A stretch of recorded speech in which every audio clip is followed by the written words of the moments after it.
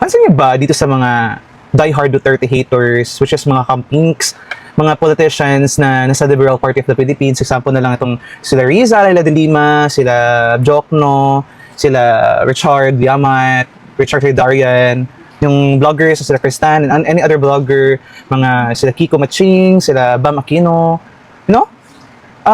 G na G sila every time Duterte pinag-usapan, ito sila Falsis, halos pumutok ang ugat sa liig, Duterte, lalo si Trillanes, no? At si Dilima, Duterte.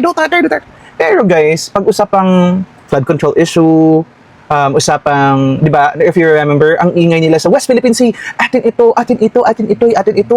Pero nung nag-issue doon sa Coast Guard na umuwi na lang, dahil wala na makain, wala nang mainom na tubig, tap water, tapos nawala yung Escoda Shoal or Sabina Shoal, pati your San Bique, tahimik. Tapos ito, lalo na yung mga Shalom Magno, ang ingay sa confidential funds. Pero sa recent audit ng COA about sa mga ayuda-ayuda, which is more than like 900 million something, tahimik. Tapos ang ingay nila sa VP Sara, confidential. Pero pag nadawit na yung pangalan ni Martin Romualdez Zaldico, tahimik.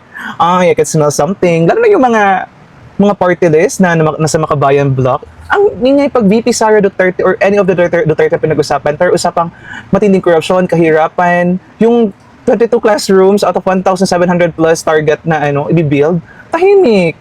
So I really don't know, para ba talaga sa Pilipino ang pinagdalaban niyo, or no, you just really want to take over the government para kayo naman magnakaw. I hope sa 2026, mga Gen Z, lalo yung mga matatandang diehard kay Corecong Aquino, no? Wala namang nagawa yung mga Liberal Party of the Philippines. And they're just going to continue their legacy of doing nothing. I hope na this year, 2026, ma-realize nyo na yun.